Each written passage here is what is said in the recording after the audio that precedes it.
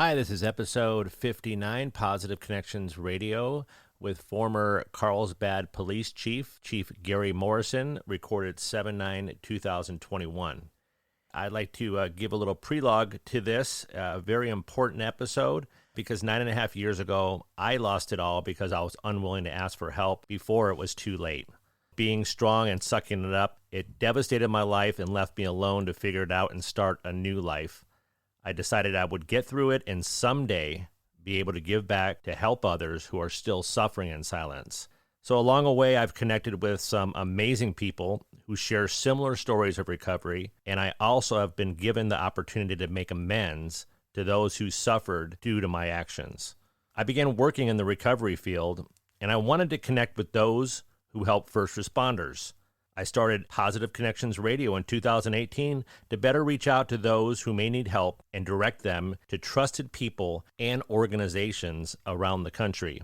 With the grace of God, through these positive connections, I was able to connect with Chief Gary Morrison. Chief Morrison was the chief of the Carlsbad Police Department 9.5 years ago and stood before the media to announce the following. With tremendous disappointment, upon learning of potential misconduct, an immediate investigation was launched, resulting in the arrest of police officer Cook. Our goal as a department is to be open and transparent within the parameters of the law. He was my chief, and now I consider him my friend. I am honored to have this debriefing with him. Thanks, Chief.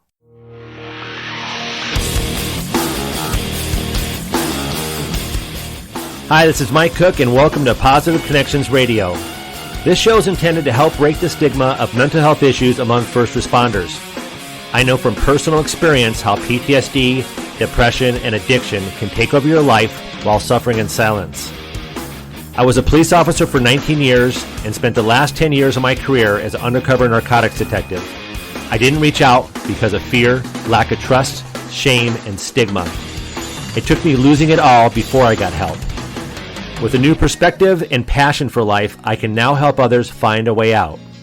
Working together with peer support, wellness units, and the mental health and recovery field, we can bring about positive change for the ones who protect us all.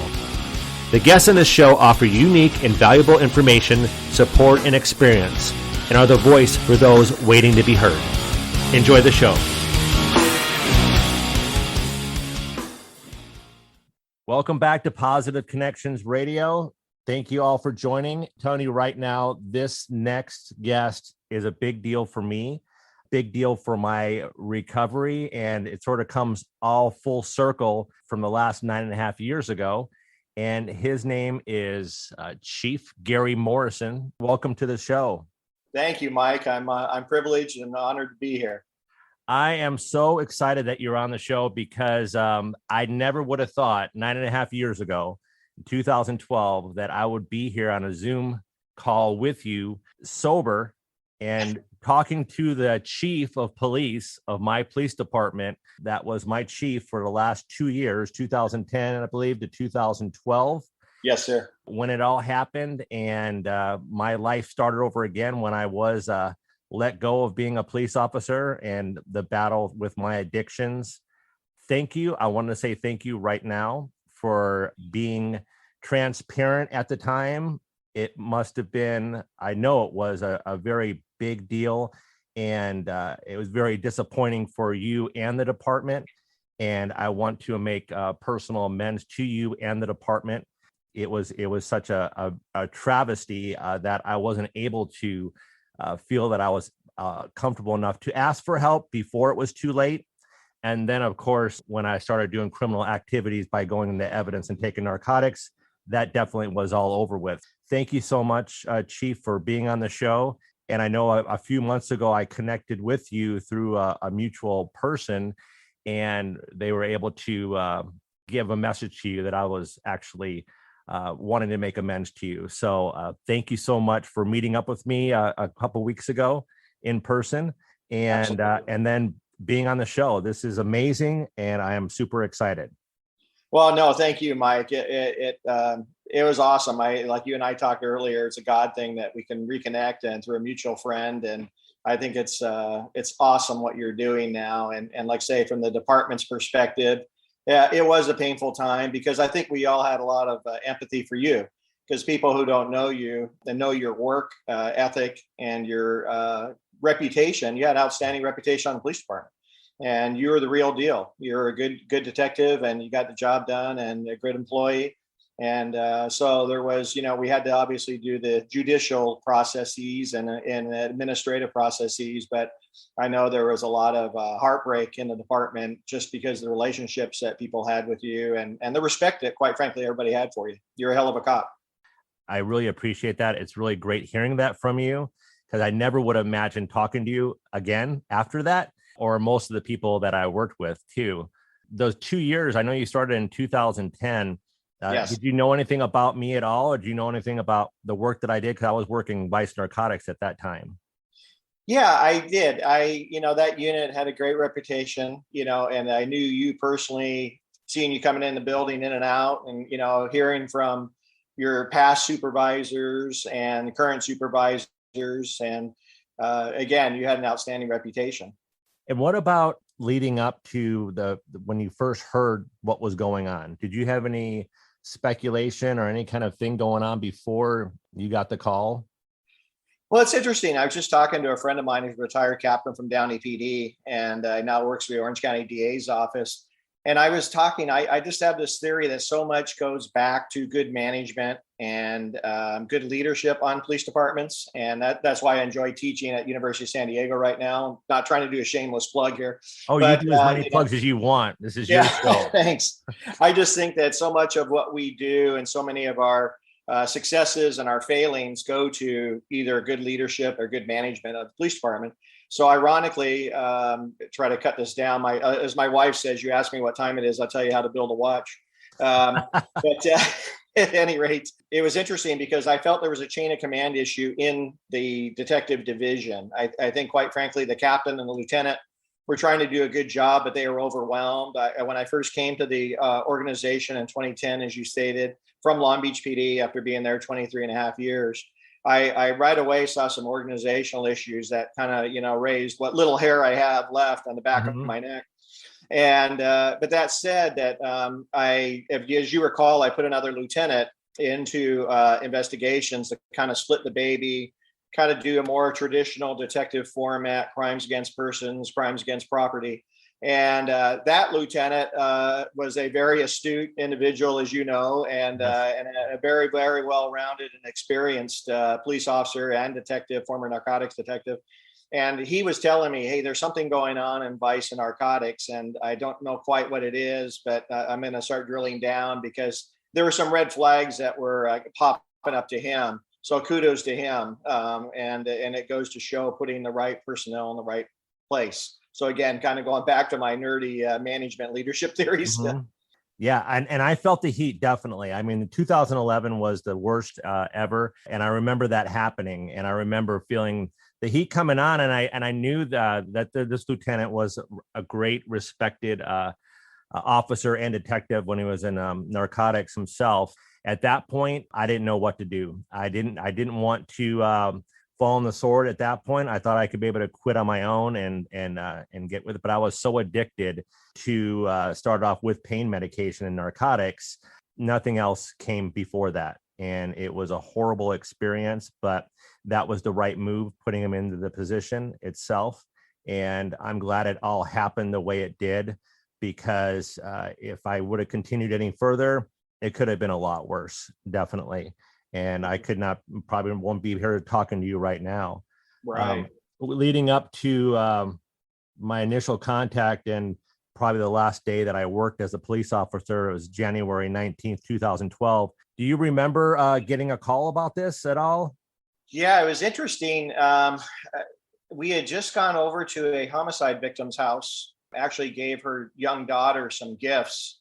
I think we gave her a football signed by Tom Brady. And so at any rate, but I remember coming back home after that, and all of a sudden I got a call from my admin lieutenant. He said, hey, we got a big problem. Mike Cook basically has been caught removing evidence improperly from the property room, namely, I think it was heroin. And so Paul called me. immediately came back to work and kind of got all the command staff in and started discussing, how we were going to handle this. Obviously, I hate to say it, it's kind of a no-brainer from the criminal perspective. You have a crime being committed, Sure. rather, so you got to address that. But then again, a lot of discussion went into what happens to Mike Cook, and I was very proud of the command staff because they, again, as I touched on earlier, they really cared about your well-being. It wasn't like throw them away. Let's do what we have to do criminally, and then the administrative investigation. They kind of parallel each other for those who don't know. And then we had to see what we were going to do, as far as getting connection with the POA. And I think Mickey Williams was a sergeant at that time. Right. And he really stepped up, as Mickey always does. He really cared, took kind of under his umbrage, your well-being and how we were going to get Mike fixed once we went through these certain dominoes that had to fall into place. Definitely. And Mickey too. I mean, he was instrumental in that part of it, but he was my close partner when we worked Vice Narcotics in the early 2000s. I mean, we did numerous cases together. So it was so surreal for me at the moment when Paul and the other lieutenant did come to my door.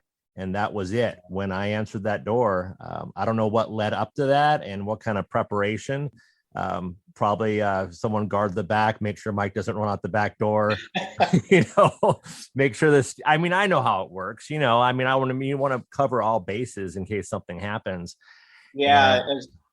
Tactically and logistically, I don't know what they did. I think everybody felt like you were kind of getting to the end of your rope, knowing you personally like they did. And like, it was, you almost hear, you hear several times when this does occur in people's lives, they're almost like thankful it's done, at least one way or the other, they know what direction their life's going to go now. Yeah. Or possibly take their own lives, I mean, not that didn't cross my mind before, but when they showed up at the door, it was a sense of just relief. I mean, first of all, I knew it was all over with. It was dread. I could not believe it. And then it was, okay, well, come on in. Let me try to find my shoes. And then I knew my life was going to change forever. And it would be up to me to get through it. But it was a relief because finally someone knew exactly what was going on. I didn't intend to get caught that day. I didn't intend for it all to come out, but I'm very grateful that it happened the way it did. And of course, I loved working for Carlsbad Police Department. I loved working for the city. I love the city. I currently do live in the city, and I loved being a police officer. However, getting addicted to pills and then at the very end, resorting to heroin taken from evidence and being the only one involved in it too, that was my secret. It was between me and a God that I didn't pray to anymore. Because, I knew how bad things have gotten and it was a point of no return. So, and going back to the police department in the UC car and being interviewed in the IA office, I remember seeing you walk by and Mickey came in and, just, gave me a hug and walked back out. And that's where it all started at. Yeah. And when it did kind of climax like that, again, the way you handled it was admirable. I remember, unfortunately, I think we had to book you that night. Yeah. And I remember the officers coming back to me and saying, "Hey, Mike just wanted me to tell you, Gary Morrison, tell you that he's sorry that he let you down." And that really blew me away. I thought that I thought that'd be the least of your concerns or worries at that time, but it really resonated with me because I thought, I have so many people that came into my office on discipline issues. And I think maybe about two of you guys were the only ones that actually took responsibility for what you did. Yeah. And I thought, here's poor Mike getting booked and his whole life's going to change, hopefully for the better, but it's going to change. That's a given. And you're worried about letting me down. That was huge. So thank you for that. That was amazing. Yeah. And I still felt that way. I don't, right now, looking back at that, I do remember, and I remember you being a chief, and I always thought when you first came in, I knew the way you talked to the troops. You had a really great way of communicating with everyone and getting people together as a team. And I saw you as a chief's chief or a police officer's police officer. And I had so much respect for you because I knew the department was going to be in a better situation because you're there. And yeah, I felt extremely that I let you down and let the whole department down. And then afterwards, thinking about, wow, he's going to have to be in front of the public with the news cameras in front of his face soon. And he's going to have to explain, this is what happened, because of course you're not going to cover anything up. And I admire you for being transparent with the public and accepting any kind of, backlash that you probably did get afterwards. Wow. I appreciate you saying that. It was interesting. I think it goes to the reputation of the department, though. We had a joke in Long Beach when I was at Long Beach PD, when we would mess up or step on it and be in the media. We said, it's okay. LAPD is going to do it bigger and better next. So we'll be off the hook. And right. It was kind of funny that, I knew the media coverage was going to be forthcoming, and, we were prepared for that and worked with the PIO and, what we were going to answer, what we couldn't answer. And again, like you said, being transparent and getting in front of it. And, we did a few interviews, and actually what I've heard from people who have been in the county for a long time in law enforcement is that whatever the reason is, Carlsbad seems to get off the radar quick on those issues. So it wasn't as bad as I thought it was going to be, quite frankly. I think they beat you up more showing up at your court appearances than they did me. And, as you told me later on, which I didn't know about, that they were showing up at all your court appearances and trying to get some blood on the sword, as the media likes to do.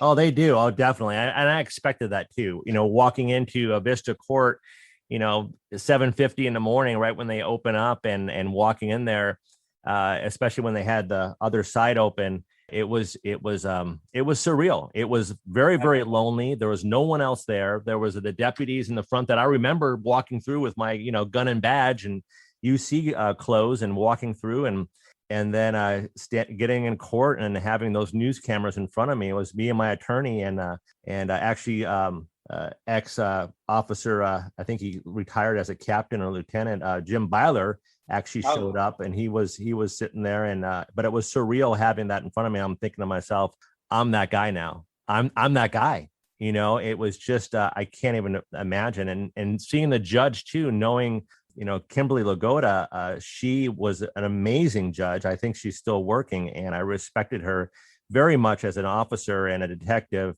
And then standing in front of her was just like, man, I can't even imagine. I can't even tell you how it felt. So, but yeah, it was quite a experience for me, but I'm glad it's over with. I got through it.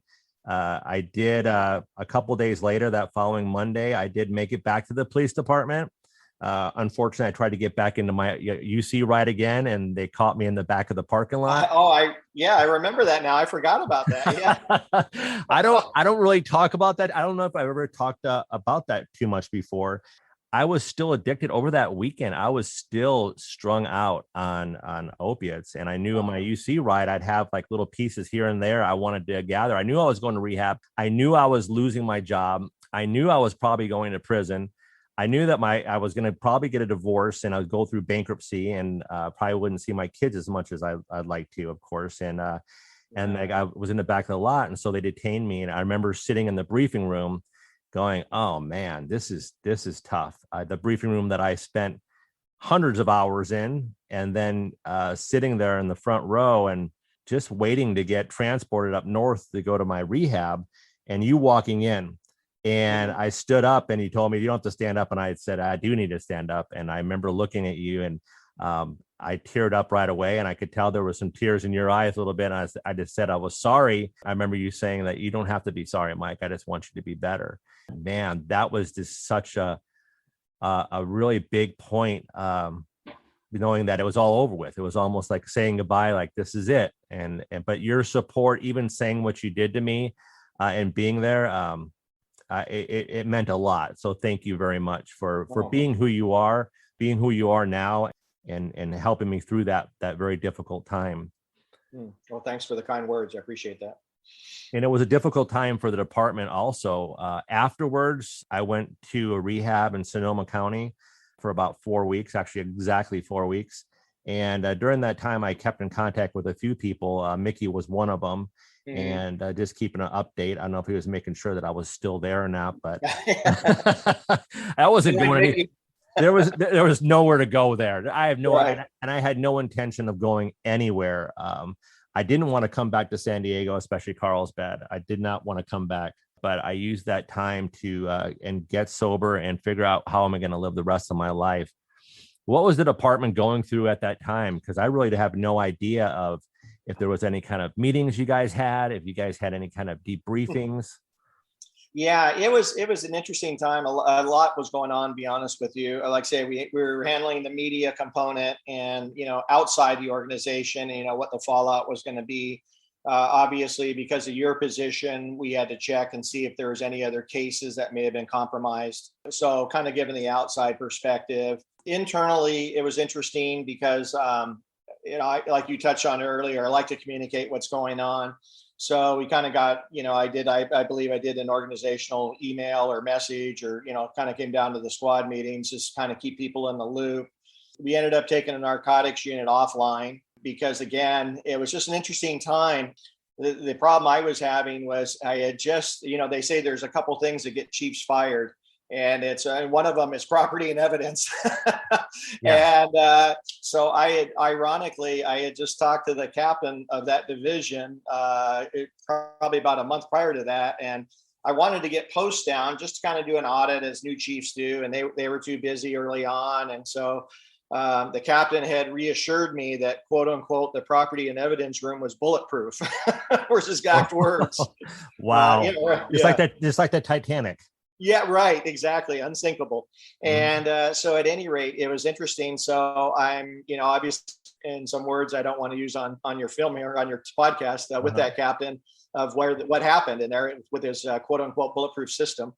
And so anyways, I took the unit offline, which obviously was hard on the other detectives in there, because I think right away they feel like maybe they're responsible too, or gee, does the chief suspect me of doing misconduct also? And quite frankly too, I had a tough time. I had a quite tough time with trying to understand why they didn't pick up on your issues.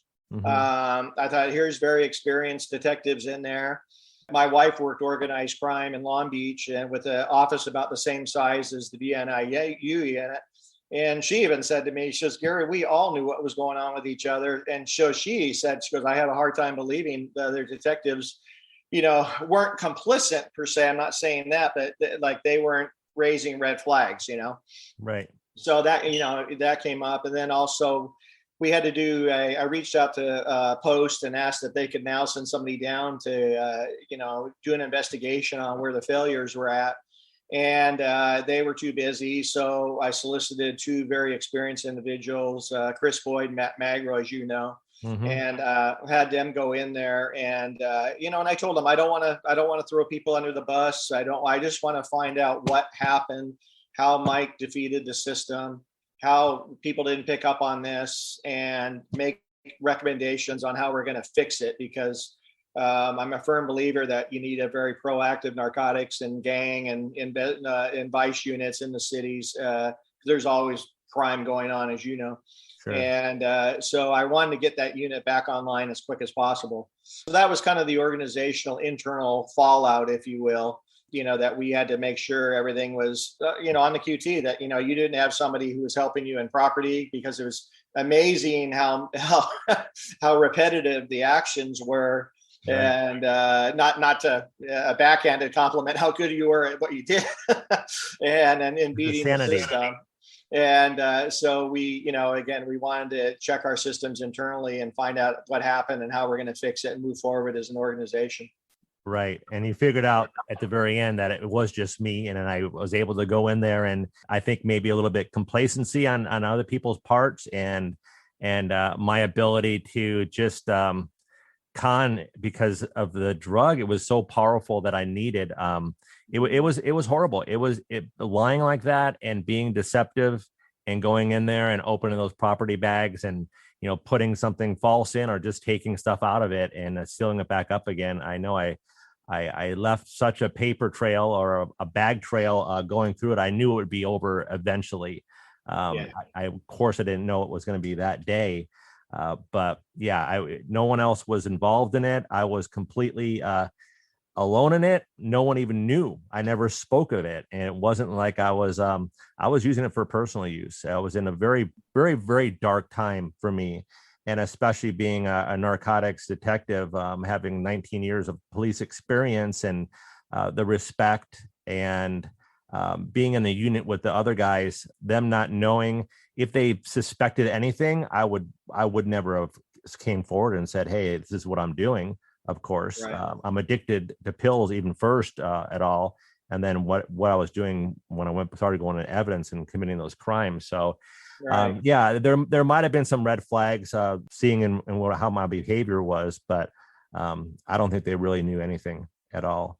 Yeah, it was interesting too, and it kind of one thing to touch on again, putting my I call it my organizational nerd hat back on.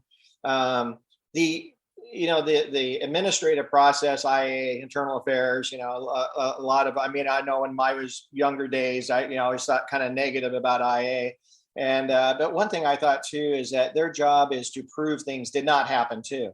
Because Mm-hmm. one thing I noticed at Carlsbad when I came down to Carlsbad is sometimes those issues weren't resolved one way or the other.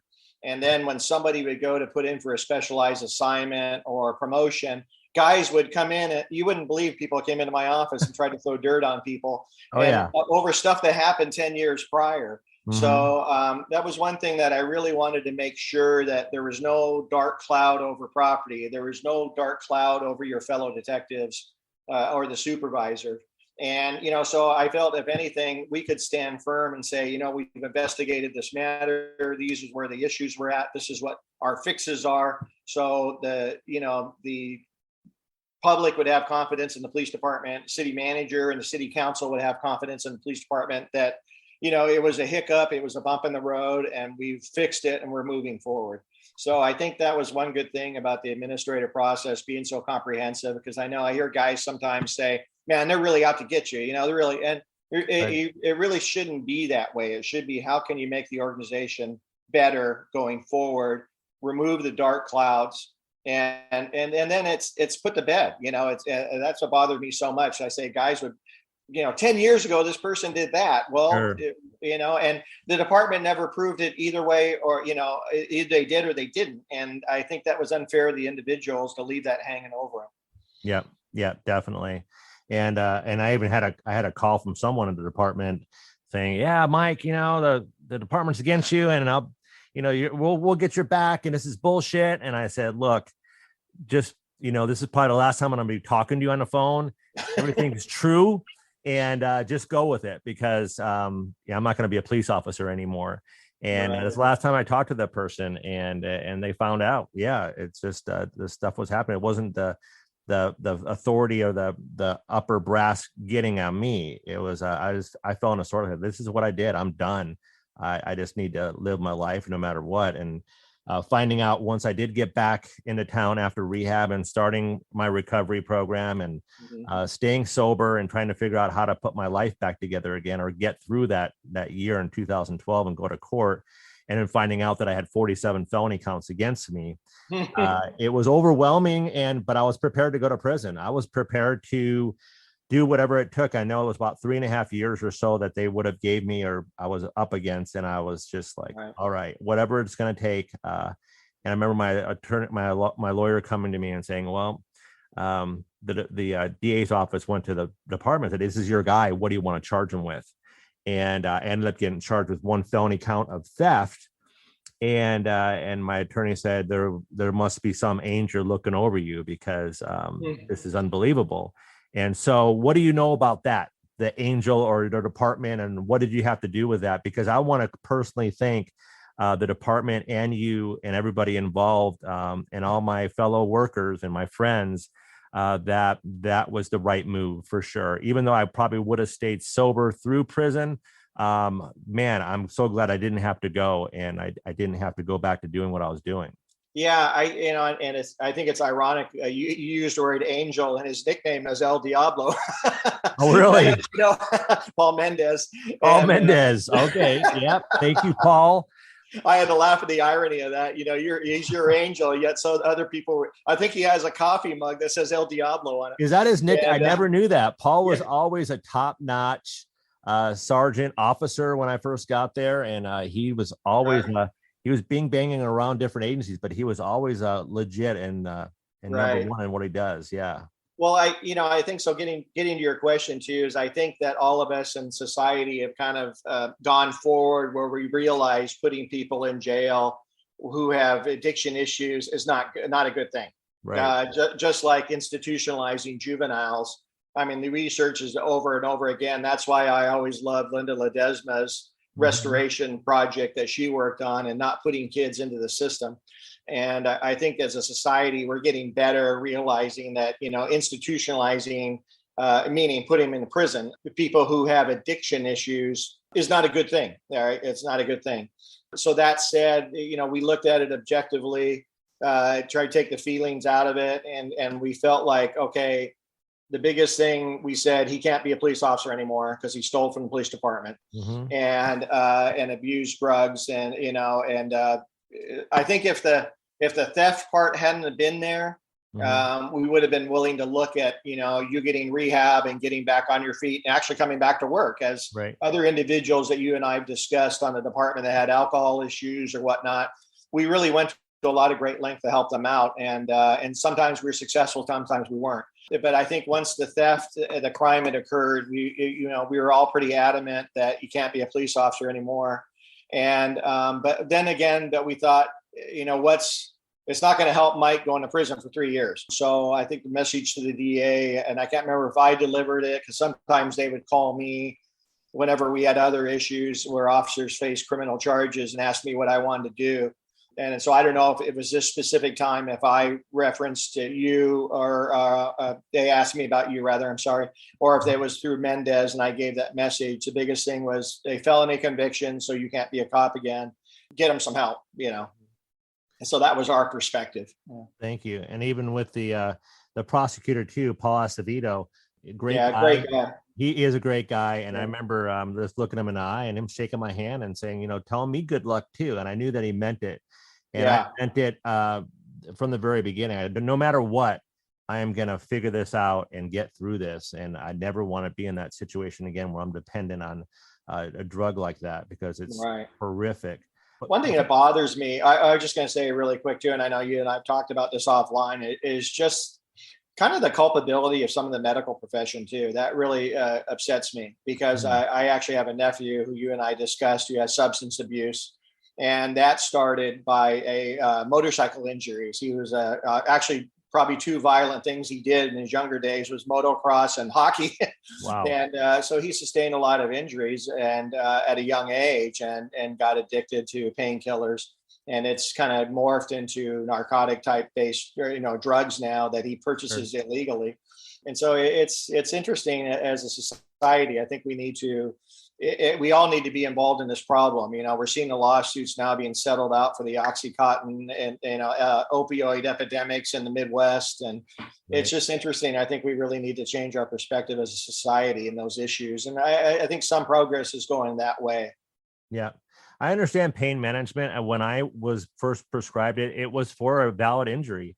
And after that, and getting that substance into my system, the majority of the population, I think probably 70, 80% of the population, they don't have that same effect. But I'm part of that percentage where it gets into my system. Like, wow, I've never felt better in my whole life, even though my pain's gone. So it's that addictive quality. It's like drinking. I have one drink and it's like, wow, my life is so much better. I have to forget my problems. And unfortunately for me, or fortunately for me, I can't just stop at one. I've already passed that point. I have to have 2, 3 to get to that point. So I just don't drink at all. And when I was first prescribed it, the doctor gave me a full bottle. I mean, it was probably 90 pills, and it was for an injury. And then refills after that, and it was almost never ending until I was actually trying to doctor shop, and I was cut off of that and left pretty much detoxing on my own for the very first time, wondering what the hell is this feeling, and it's horrible. So. Yeah, I think I share. I don't know if I share with you. My wife, blew out her back during the Rodney King riots, and and I went to the doctor with her several times, a workers' comp doctor that the Long Beach sent people to, and he barely even talked to her, look at her, or whatever, and handed her another prescription. So finally, she went to the HR department and the medical department of Long Beach and showed all the prescriptions that he had gave her, that thankfully she doesn't have an addictive personality or didn't go, use all these drugs, obviously. And and that's how she used that to get another doctor. Wow. But I thought it's kind of a sad state of affairs that, you have to do that. And that's how you have to make your case. And again, I put more onus on the medical profession to be more judicious with these things. I agree. And there's so many of us that actually fall victim to that too. And whether it's financial, whether it's the big pharma, of course, that's pushing this stuff on the street, they're making a bunch of money on it.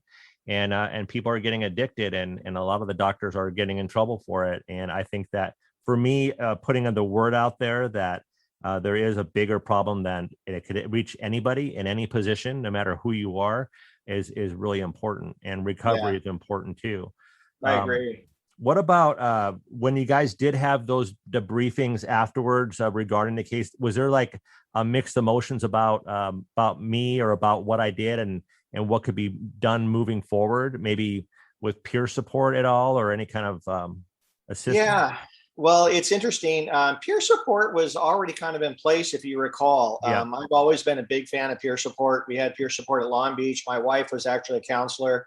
So I've always been into wellness issues. And I think that we can prevent more on the front end than waiting for the back end catastrophe, basically. I think the biggest problem municipalities face is how you're going to pay for it. Long Beach, we had wellness programs where they would give us a bump in our shooting pay, and then your physical pay, like I think we got like $1,000 more at the end of the year if you shot at 100% level or expert level above 95%, and then you did these 6 events, within they're broken up for your age groups. Obviously, old 50-year-old guy like me is not competing with a 22-year-old kid out of the academy. Right. And, but I thought that was a good incentive to stay in shape and take care of yourself. Kind of brought that down to Carlsbad, and Mickey Williams again, Mickey Williams. We keep talking about him on this podcast. He's everywhere. Yeah, exactly. He's everywhere. But I remember he was POA president when I got there, and we started talking about the wellness program, the peer support. And I said, well, I really want to do this. And to his credit, he went and found something in our budget that we weren't using, some money rather. And we launched the peer support program, a wellness program with that money. And then we had a very proactive HR department, and HR was really into that also. So we were able to show, studies on how we could reduce workers' comp costs and those other associated factors, through a wellness program and peer support program. And so that's how we kind of got that rolling early on. And I think too that whenever people manage those programs, I think you and I talked about this offline too when we met a couple of weeks ago, is that, you really got to have people in there who have a lot of credibility. And so it puts a lot of responsibility on the sergeant or the lieutenant or whomever is, facilitating that program, that if there's concerns about people on that committee, as far as keeping things confidential, that they know they have to do that ugly thing and remove them. And I think, again, going to Mickey Williams, he addressed those concerns proactively. And I think, quite frankly, he removed some people that other people in the organization had concerns about. And he really built a program that had a lot of credibility. And then we brought in our mutual friend, Sarah Gilman, who's a fantastic woman, as you know, great reputation with working with first responders in San Diego County. And I reached out to a couple of chiefs in the county, and I said, who's got a lot of credibility in this area rather? And they said, Sarah Gilman's who you want. Right. Sarah jumped on board and really helped us create a strong program. But I think, again, it's, and the other cool thing I'm seeing too is, as we talked about earlier, society kind of moving forward, the 21st century plan on policing that President Obama's administration put together after the Ferguson incident has 6 pillars, and that 6th pillar is actually employee wellness. And a lot of the chiefs I'm speaking to and mentoring and, talking to through the class, they're really adopting that program, especially as the criticism we've got as law enforcement agencies over the year 2020 and in 2019, obviously we got beat up pretty good. And so they're really gravitating to that program that's got a lot of credibility. And so I'm excited because pillar 6 actually is wellness, employee wellness. And I think that's really a healthy place. Yeah, that's super important. And I remember Sarah getting in there probably around 2011 because we did have a debriefing, probably the only one I really remember, where we had a psychologist come in and actually debrief a homicide that happened in Thanksgiving. Right. Right. And I remember sitting next to her and going, wow, this is amazing. I'm good. I don't need to stay around because it's those people that were traumatized by it. Right. But I thought it was, and for the most part, I was good, but I was so sick in my disease at that time, addiction, that nothing was really affecting me, and I couldn't think of anything else. But I saw that. I remember an instance when I was a sergeant in Long Beach working graveyard patrol, and we had a drunk driver get on the 710 freeway the wrong way, and literally took out a grandmother and a little girl. And it was just heartbreaking. And I remember some of the officers at the scene really having a tough time with it because they had children that age. Yeah. And they left their kids at times with their own mothers, because of the demand at work and working families. And I remember the sergeant, not myself, another sergeant at the scene, was a peer support guy. And before those guys went home, and women, guys and gals rather, before they went home, he had a debrief. Yeah. And he and I thought, wow, that's huge, and that was back in the 90s. So again, it's like you need to keep carrying this stuff forward and getting better and better at it. Yeah, well, and talk about this, because when did you get hired? In the 80s? Is that when you first started in Long Beach? Yeah, I'm an old guy. I got hired 86, 87, actually started at Long Beach PD. Yeah. So the stigma, I mean, you were trained by guys from the 60s and 70s, I'm sure. Training officers in the old school, Long Beach. A bunch of cowboys. Yeah, definitely. That's what the DAs, actually, it was funny. A good friend of mine went to a narcotics conference down in San Diego, and he was talking to one of the DAs, and she asked him where he was from, and he said Long Beach PD, and she said, "Oh, the last of the cowboys." And that was kind of the reputation. You didn't really, you handled yourself like a cowboy. You're very stoic, and you didn't, something upset you on the job, you just internalized it and move forward. Put gunpowder on the wood and burn it to cauterize it, and then move on. Right. So the stigma with asking for help, especially with all the scenes that we do see, first responders in general, a lot of it, even I got hired in the early 90s, and still it was, I wasn't going to say that I was weak and then I couldn't handle a situation or have anybody see me tear up or cry. God forbid if a tear came out of my eye. Tearing up is one thing, but in front of other people and actually saying, oh yeah, that did affect me. It was no. If you would have came to me and say, hey, Mike, did that scene affect you, the kid or whatever? I would have said, hey, it was sad, but I'm good. I'm ready to go back out there, Chief. And that's been the mentality for a long time. Well, and it's funny too, the irony of it. I remember even in the academy, the department psychiatrist talking to us about how you got to go from A to Z. You go from a traffic stop to a murder to, all the minutia in between. But yet he talked about it, but he didn't tell you what to do. Right. It's kind of ironic, right? Yeah. What do you do afterwards? What's the solution to it? What's the coping skills that you can use? Yeah. And now more academies. I know San Diego, for sure. The regional academy, they have meditation in the beginning. I mean, back when I went through, meditation was for hippies, right? Those kind of things. I never really thought about even doing. Which I knew they were probably good tools, but just sucking it up and then sucking down a couple beers and talking about it later, maybe. Choir practice, right? Yeah. Choir practice, a little dark humor that we just understand that gets us through the situation, which is really good. However, when it comes to children, of course, we can't make any kind of dark humor jokes about that. And a lot of times we suck it up and shove it down until it blows up.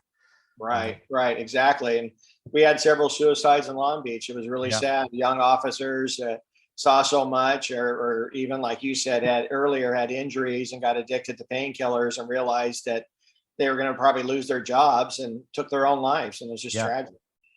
I know. And I thought about it a lot too when it happened with me. I made sure I told myself, I'm not going to be one of those statistics. I'm not going to be an officer that's going to take his life. I think I would have been justified in doing so, or people would have said, oh, I understand why Mike did that. Right. I didn't want to do that. I remember hearing a news report from LAPD. An officer got caught either with a prostitute or some kind of investigation, and he took his life in the back part. And this is when it's all going down with me. One of the very first news clips I heard getting out of the rehab I was in. And I said, no, that's not going to happen. No way. Yeah. The one thing you told me, not to interrupt you, I'm sorry, but yeah, when we were talking the other day was about the firefighters' suicide levels, which were shocking to me. Yeah. And because everybody likes firefighters, they hate us, right? Right. But everybody likes firefighters. And but I thought, it goes to show seeing those traumatic events time and time again. It's just you're not. It's like these poor guys that go off to war and come back with PTSD. It's just not normal to see that. I remember walking into a double homicide suicide in an apartment, and literally 3 people looked like they're just going to start talking to you any second, but all of them were dead. Yeah. And you can still smell the gunpowder in the room. A guy had killed his wife and the mother-in-law. And I thought, this is just surreal. And I thought, and it was just, it didn't really bother me. It was just business. I just did what I had to do. And, but afterwards I thought, seeing that time and time again, right, like the firefighters do, like these poor guys that go off to combat do, it's just not good for you. It's really not, and I think too, the scary thing too, is how desensitized our population's getting through video games and whatnot. And I think when these kids get locked into all that stuff, not trying to bag on video games, but there's almost like a lack of sensitivity that happens, and they don't realize when you actually pull that trigger for good, what that means, for real, rather. Of course. And then actually seeing the product of that violence is it's traumatic, It really is. It really is. And yeah, what's on YouTube nowadays, and what the kids can get to, and adults too, desensitizes it. And also the first responders, especially in the era that we're living in right now, last couple of years, with the riots and a lot of negativity towards first responders, right. And the suicide rate among firefighters and police and other agencies. A lot of it has been swept under the rug for years, and the department doesn't want to look bad. And it's a shame, because we need to know what's going on. It doesn't mean the department's bad. It means that we may need better education, and there is a way out. And that's one of the reasons why I came out and started speaking as soon as I was able to, and continue with my recovery. And that's why I'm so vocal and open about it, because I did some horrible things. Yes, there were some serious consequences. I knew at the very beginning, when I was in cuffs, going to the jail and getting booked, like I booked hundreds of people before, and them taking my blood and taking my my mug shot and sticking me in a cell next to the drunk take. I knew that I would never be a police officer again. And I knew that I deserved exactly what I was doing right now. I knew, but I was glad it was over with.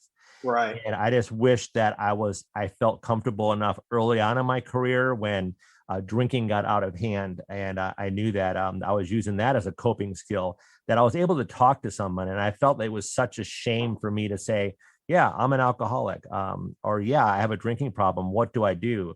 I wasn't going to go to those meetings, those AA meetings that I'd pass by and think that that was some kind of cult, and it wasn't for me. So do you think over the years, especially that you retired and moved on in your life, but do you think that the stigma is starting to lift a little bit? More of us are talking about mental health issues and addiction among first responders, and it's become more acceptable that officers are getting help? I think it has. And that's what I'm very optimistic about the future. And like I say, I talked about the 21st century policing. I just talked to a guy who's hopefully going to be a police chief here soon.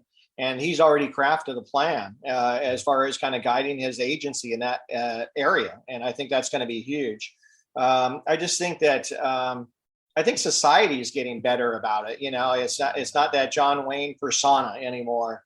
Yeah. And it's, you're looking for healthy solutions. Again, to my earlier point, I think before, when I was just working, special enforcement or gangs as an officer, it was just more or less just throw them in jail and get on to the next issue. And now I think we as a society are progressing, realizing that that's not good for addicts. They need to get help. And, the whole defund the police issue, obviously I don't support defunding the police department, but I think there are things that we are doing as a police department that we're not good at. And we get kind of, I think when the Dallas chief lost his 5 officers and he spoke at the funerals, he did a phenomenal job where he talked about we've become society's backstop for some reason. And it's like, oh, we don't know what to do, call the cops. I mean, it's like, going to school. I can tell you when I was working in Long Beach, I was a youth services commander, my first time promoted to commander. It was like ladies are calling my detectives on my son won't go to school.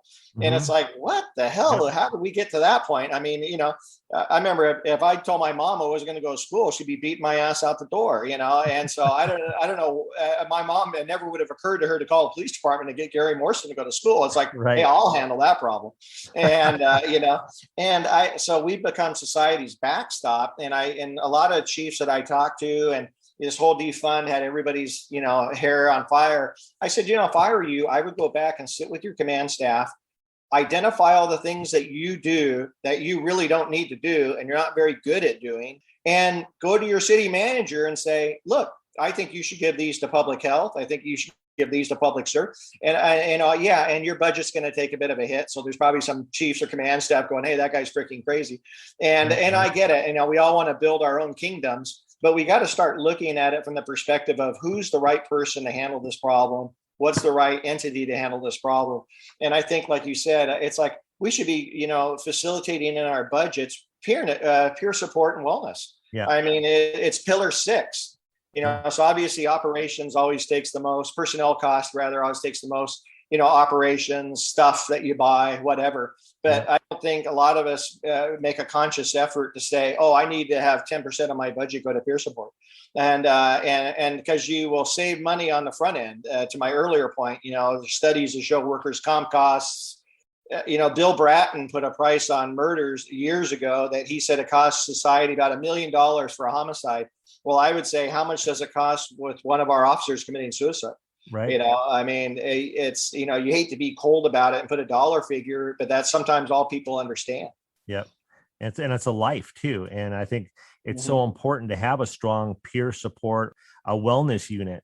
You go to a big scene and we're so used to it, we become like, okay, well, yeah, I've seen hundreds of dead bodies. I've seen all these hangings, dead babies, all this stuff. And I've done over my career, like some kind of debriefing, not, maybe that they're forced. A lot of guys and girls won't go to it. They're saying, well, no, and that's not for me. If you force them into doing, hey, we just need to do a debriefing, check in with everybody. Because a lot of the people I deal with now, working in the field of recovery and just with first responders, is they never felt that they had an option. It wasn't a confidential, trusting thing where they would get help. And some decide not to go back to do what they're doing, either fire service or police. And some are already losing their job over untreated mental health issues. Yeah. And I think, like you said, that goes to the earlier point of the credibility. The program has to have credibility. Either get academia involved or medical professionals involved. Like we got Sarah Gilman involved, and really give it that credibility. And then, like you said, what we touched on earlier, and the department members, they have to have credibility too, where people know if they come to you and say something that's going to stay in confidence. And I think debriefs, you hit on that. And it's funny, I just got done teaching an organizational leadership course at USD. And we really talked a lot about the importance of debriefings. Even from we think of debriefings from a tactical perspective. I spent 7 years on SWAT at Long Beach, and we always debriefed everything. And it was really a cool thing to see guys admit mistakes they made that you never would have even known about. That was the level of honesty in that room. Guys are like, hey, I didn't get to that corner as quick as I should have. And they totally fell on the sword. And it's like, no knowledge that they even made a mistake, And I think for organizations to get there with that credibility, if you remember after the Kelly school shooting, I was kind of shocked because I went to the command staff and said, when are we doing a debrief on this? And they're like, oh, we don't really do that. And I go, well, we do now. And I had pizzas for everybody in there. I don't know if you were there or not. Yeah, I remember. But I said, I'm going to buy you lunch to come to this thing. This is how I'm going to bribe you to get you in this room. But I think the good thing is that, it gives a chance for everybody in the organization to see the transparency and also see what the thought process was. Because maybe people go in there and they go, oh man, the lieutenant really screwed the pooch on that one. What happened out there? Well, then the lieutenant gets in front of the group and he or she says, this was my perspective of the problem. Obviously a lot of those issues, you have the fog of war, it starts. and you try to sort out what's going on. But I think just learning each other's intents, each other's actions.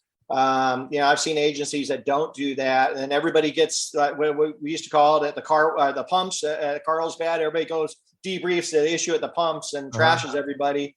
Or guys, get on their cell phones and drive home and go, oh man, that sergeant, he's all screwed up. Right. And so I think it debriefs on critical incidents, as you touched on. We had one on the homicide that happened, the unfortunate homicide that Thanksgiving weekend. Yeah. And why we ramped up like we did early on, and what our outcomes were, our projected outcomes. Chief Williams, again, not bringing up Mickey again, but Mickey, they did a phenomenal job in Carlsbad on COVID. And, and they've really made a great organizational awareness on what their intent was. And like he said, even some of the command staff didn't really think COVID was a real deal when it started. And so he had to get over that hurdle. But again, that whole communication transparency piece, like you touched on, and that's where the wellness programs need to be too. Yeah, definitely. I think having a good EAP, someone that's culturally competent, dealing with first responders specifically. And I think like you touched on, we both have kind of touched on, is having the resources available. If you're a small agency, I get it. Maybe you don't have, we're blessed in Carlsbad where we do have a good, well-managed city financially. So, and they really do take care of the police department, the council, and the city manager. But it's like, if you're maybe mom and pop PD out in Boondock, Arizona, and you don't have money and you never even heard of what peer support is, but it's like up to us to, get the word out to where, hey, the app's on the phone, just getting people, maybe you don't have something internally because you can't sustain it as an organization, but this is where we send people. And I think what your organization is doing is huge because, again, it's we're blessed on the West Coast of California where we're usually very progressive in these areas, and we're still lagging like we discussed. But I think, getting the word out throughout the country, because if you're a cop in Bangor, Maine, what type of resources do you have, for peer support? And like, oh, hey, I can reach out to this guy in California and at least he can get the ball rolling and get people some help. And that's what I intended to do this, especially this podcast in 2017 or 2018, I started it and get into recovery myself. I wanted to make sure that once I figured out what my recovery program looked like, I'd eventually be right here talking to you. I didn't know I would be talking to you, of course. It's just this really amazing for me to be here sitting and talking with you because it's been a long road. It's been 9.5 years, and I couldn't get a job at Walmart a year that year. I understood it. It's okay. I went in with a suit anyway, and I figured, okay, if they found out I have a record and whatever, but I knew I'd get through it somehow. And I think that I wanted to connect with organizations all over the country that deal with specifically with first responders, and I wanted to connect and vet with them and if I'm going to send someone somewhere, if I'm not going to give them a random number or a location, I'm going to make sure that at least to the best of my ability, I'm doing my due diligence for them to scope them out and see what they're really about, because there's a lot of shady stuff going on. And of course, the keyword first responder wellness and help people that are cops and firefighters. There's some organizations that do have really valid programs. The one I work for, Simple Recovery, First Responder Wellness, is a good place. I mean, that's where we met about a month ago. You came down and visited in Newport. Right. And it's a place where they can get help. And a lot of them going back to the departments, a lot of them, 30, 60, 90 days, they're getting treatment for maybe the first time in their lives. And I think like you touched on too, and again, I say you're the role model in this because you never said it's the department's fault. You never said it's my wife's fault. It's society's fault. You're like, hey, this is Mike Cook's problem. I take responsibility. You did right on the front end. And I think that's a good lesson for people listening to this is that, and again, the chiefs or the administrative officers, they want to help you get better. I mean, we got some donkeys out there who probably aren't very empathetic in this area, but I think overwhelming majority, and I would say 99.9% of the people, I mean, you want your people to be healthy. You want them to come to work. You want them to be at work, enjoy them when they're there, and then have a healthy life when they're not on duty per se. But that said, is that if you don't come forward, like I said, in the front end of your issue, had you not stole property out of the evidence, we would have probably tried to get you healthy and get you back to work. You know, I mean, and again, there's lines you don't want to cross, obviously. But I think just knowing that the overwhelming majority of administrators, at least police managers that I know, and I have a lot of friends that are fire chiefs too, which I hate to admit it because fire guys. But anyways, that's a joke. Yeah. But at any rate, they want to get their folks healthy. They want you guys on the front lines and doing your jobs and in a healthy manner. And I think just taking that first step and just saying, I got a problem, and then going to somebody at work or a doctor that you trust, like a Sarah Gilman. And even if you don't want to go forward, have them be the liaison, I'm representing this person and they have an issue and they want to seek help. And I think it's just a healthy process to go through as far as, again, like nobody wants to go to work and grab the sergeant after the squad meeting and go, hey, by the way, I'm an alcoholic and you got to do something about it now, I'm telling you, I need help. So right. Yeah. By the way, I'm going to Hawaii next weekend, but after that, I want to come back. I need help. Yeah, I joined this AA group in Hawaii, and I want the department to pay for it. Well, AA is free, by the way. So, okay, there you go. See, I learned something. That's great. Yeah, it's attraction instead of promotion. So even though I do promote it, I do talk about it because that's my recovery program. But being comfortable enough to ask for help and accepting responsibility. I knew right away. I'm like, all right, I did it. I need to move past this. It's definitely not the department's fault. I wanted to make sure that I'd figure out a way to get through all this, and I did. And I'm still working on it. I'm still working on my recovery. Doing this interview with you is like a round circle for me. It circles right back to the very beginning. I'm proud that you're here. It's I love it. I think it's amazing. It's a God thing for sure. It is a recovery thing. It's a healing thing, definitely. Not only for me, but maybe people listening to it too. They can get maybe a different perspective about this whole situation. And knowing that when I talk to people and I talk to a guy that comes in from a department, it could even be a fire guy. I talk to them too once in a while. And they come in and they have my number from wherever, like Focus in San Diego or a police department or some peer support group out there. And I give my phone number freely to anybody. And they call me and I say, this is what the problem, this is what you can do. You haven't got a DUI yet. You haven't got fired yet. And I tell my story to them sometimes when I go, look, this is what you don't want to do. I'm living proof. Use my story as an example of what you do not want your life to be like. Right. Not that you can't get through it. Let's say if you do the same things that I did, or even worse, you can survive through it, but you don't have to. Don't do what I did. Get help before it's too late. Know that if you have your pride and your sense of, you want to hold your dignity and pride, no, it's you're going to lose it. If you know you're going down that road, ask for help where you feel comfortable, and hopefully that you have a good peer support system and wellness unit, and say what's going on in your life and get directed to the proper place so you can go back to work. Well, and two big things you said to a little word, yet, Y-E-T. It's a huge barrier, if you will, because it's like you said, you committed a felony, so our hands were tied. Yeah. And but we had an officer you and I discussed before, and he had a DUI.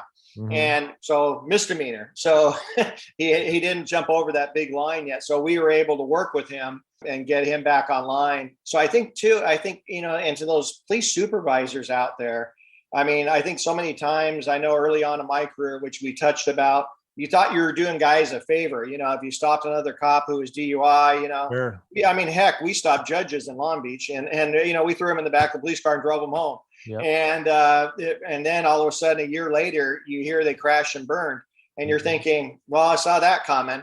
But then again, maybe you could have done something on the front end of that. Right. And again, we had an issue in Carlsbad where an officer's DUI and the sergeants didn't handle it like they should have. And I'm not saying they intentionally tried to do something wrong, but they could have maybe got this guy. That's how we actually got the officer help. Right. Is that we had to go back to the rule of the law aspect and handle the misdemeanor DUI. But then that gave us the avenue to get this guy help. And so again, and I got to give the captain kudos on that, because he saw it for what it was. And the captain intervened and said, no, you guys handle the DUI letter of the law like you're supposed to. And by the way, now we know this person has a problem. We're going to get him the peer support and admin help we can. Right. And so actually that showed how the system can work. But I think these sergeants kind of on the front end thought they were doing this guy a favor. Mm-hmm. So again, I mean, how many times I know me as a sergeant or lieutenant, I tried to tell my guys that, if you call me to the scene, I'm going to handle it, rule of the law. And all of our discretion's gone. Right. But, if you get a chance to intervene and do the right thing and think long term, I think we tend to think short term, like, oh, shoot, and not booking the person or not. But then again, there could be long term implications if you don't take that initial action. Yeah. And they should know too. I mean, it's not the good old boy network. Some places are still like that. Yeah. However, more and more agencies are starting to understand that, we can't cover up what's there, and it could be worse down the road. Yeah. I always tell the story, and I think Chief Gallucci uses this in his ethics class too, was a chief out in the Inland Empire area went to a strip club, and I think he had oxy on board and alcohol on board, or some sort of combo. Then he crashed and burned on, and the poor lieutenant shows up on scene, and here he sees the chief of police, and, he tried to make the whole thing go away. Right. Well, the chief ends up retiring, full PERS, which we know is a great retirement. He gets his retirement and he just leaves. This poor lieutenant gets fired. And now his kids aren't going to college, and I mean, the lieutenant burned to the ground. And I thought it's all, I mean, I made it clear. And again, not that I'm holier than thou, I have my issues, but I told my guys, because we had a couple politicians in the city that were known to tip a few cocktails at Carlsbad. And I says, I don't care if you stop Jesus Christ himself, DUI, he goes to jail. And that myself included, and don't put yourself in that position. And again, not that I'm holier than thou, but I wanted to make that clear that, again, I, jokingly referred to Jesus Christ driving drunk, but he goes to jail. Yeah. Well, he gets to drink wine, right? Water in the wine. I tell you what, if I stopped Jesus Christ, I don't think I would do. I would just like get in the car with him and let's get out of here. Yeah. I think I would too, come to think of it. But he used a good example for me. Exactly. Well, I remember there was an officer that came into our city from a neighboring city, and that person was DUI, with the probably first and only officer I had to arrest. And actually it wasn't my arrest, but I was there when it happened. And we called up, and we called the sergeant, called our command staff, and they said, book them.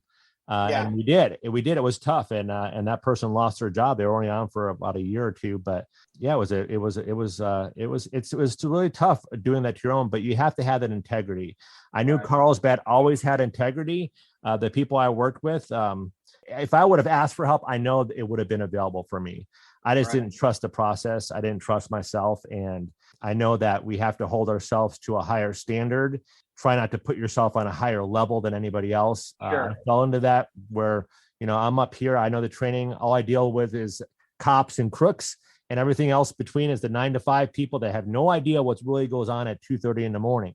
Because the news doesn't cover it unless it's something big. And then, they're sleeping tightly in their beds while we're out there protecting them and answering calls of barking dogs, and then prowlers on someone's roof that turns to be a raccoon or something, right? I've had more raccoon calls than I did, prowler calls, and they don't understand that. And then, we get beat up the next day because, they saw us roll through a stop sign and we should give ourselves a ticket. So, You're right. Yeah. But so anyway, I am so happy that you're on, and I know that, I would like to make, I know I made amends to you and everybody I've seen in these last 9 years or so since I left the department, is that I try to make amends to everybody else. I've seen a few officers, a few cops that I worked with, and I always make amends to them and saying, is there anything that I've done, what I did at the time, I want to make amends to you and make it right. And they usually just tell me, I'm just glad to see you're good, Cookie. I'm glad to see that you're sober and you're doing good. And out there. Have you heard that I was out there like talking about recovery to first responders? I did. I was really excited when I heard that. I think I heard it actually a couple of years ago, maybe a year and a half or two ago, a couple of years ago, let's just say. And I think Paul Mendez or Mickey or maybe Neil Galucci had told me.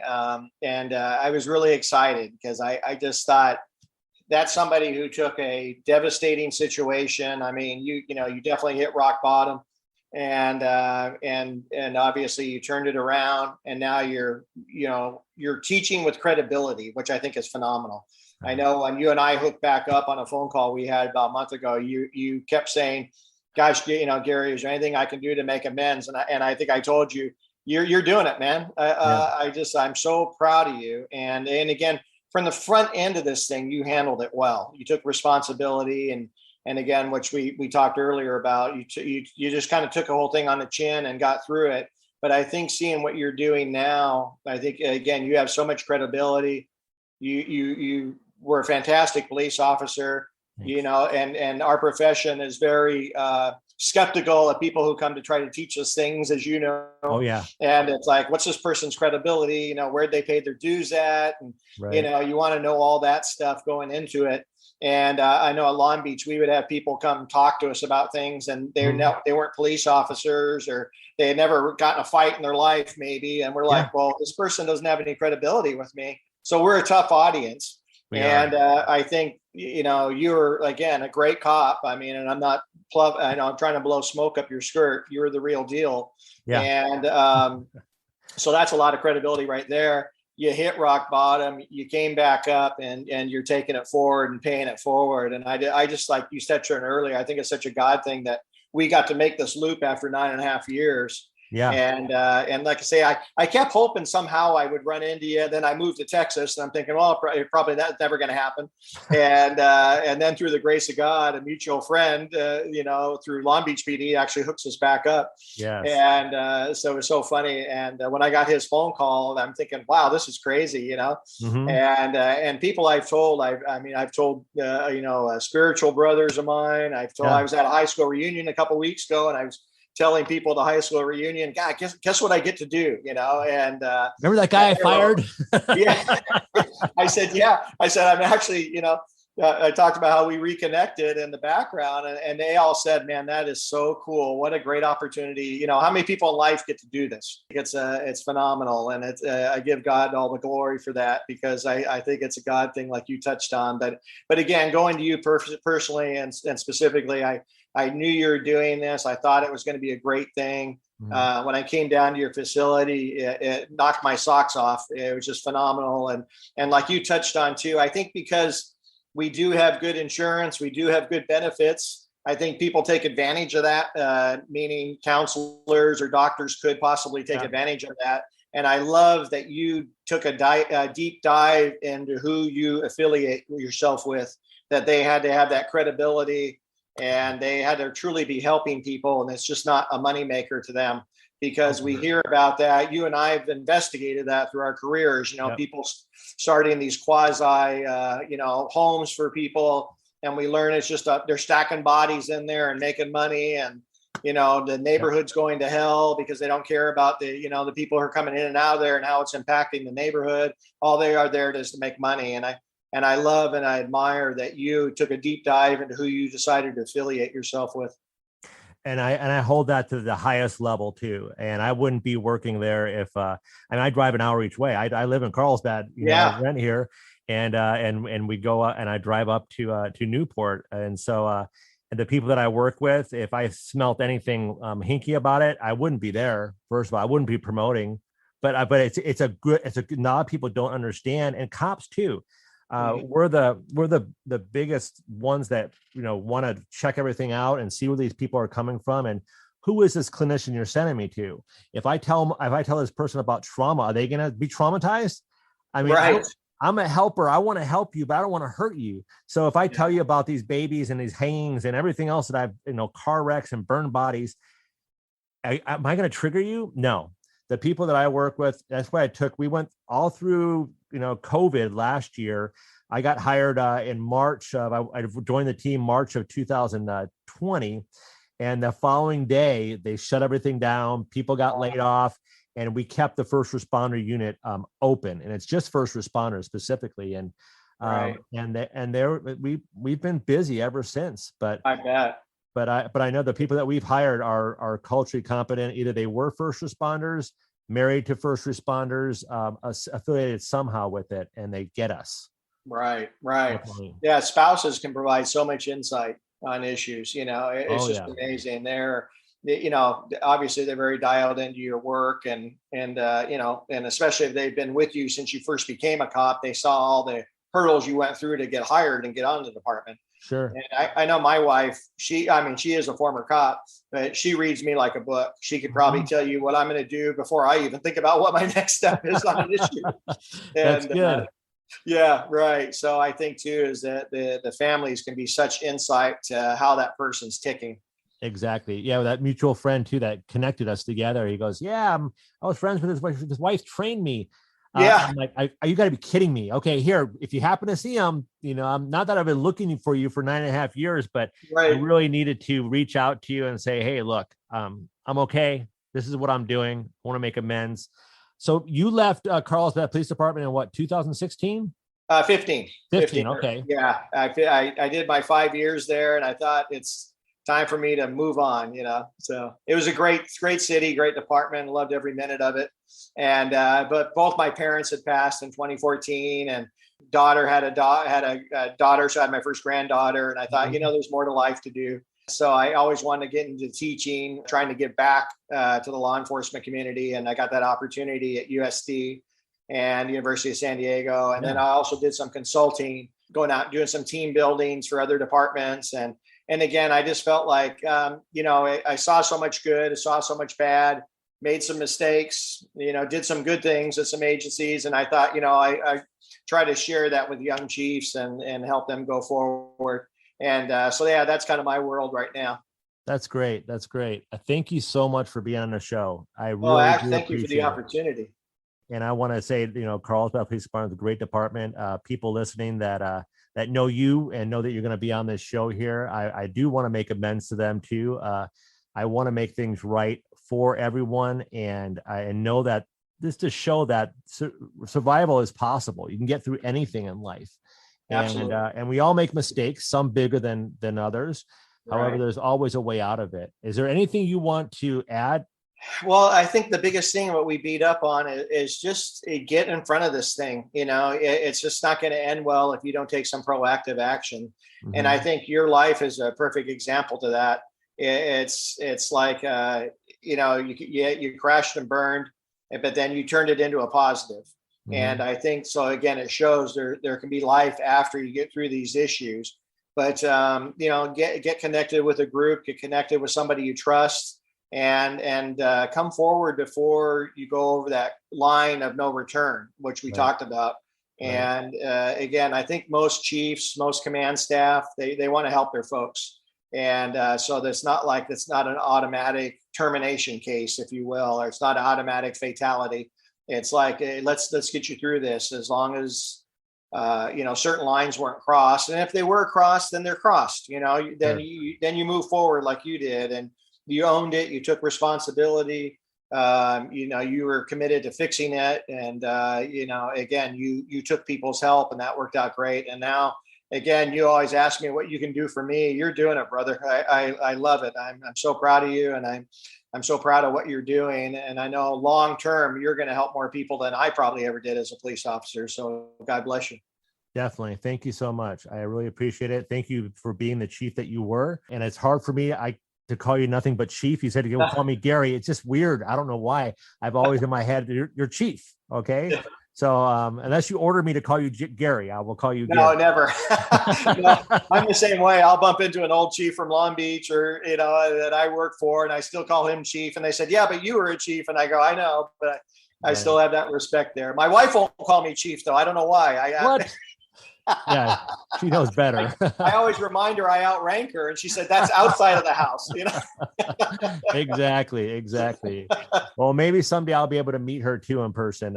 Maybe have her on the show too. So that would be fun. Be fun. Well, thank you so much for being on. Everybody else that's listening, this has been a fabulous show.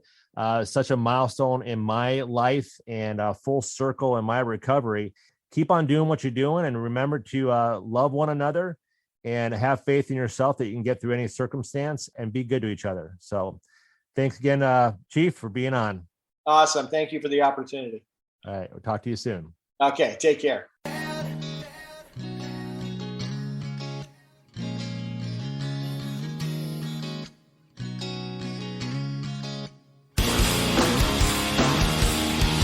Thank you for listening to Positive Connections Radio, in affiliation with Mental Health News Radio.